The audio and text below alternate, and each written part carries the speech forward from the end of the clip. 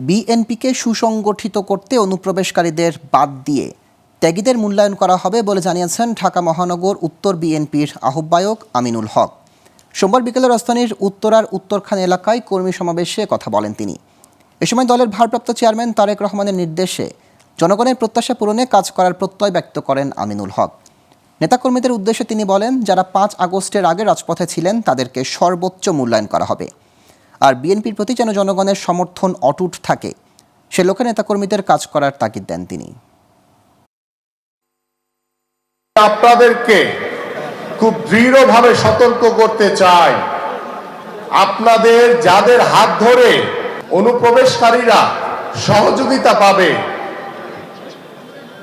আমাদের কাছে যদি কোনো প্রমাণ আসে তথ্য উপাত্ত সহ, আপনারা কিন্তু বিএনপি করার যোগ্যতা হারিয়ে ফেলবেন।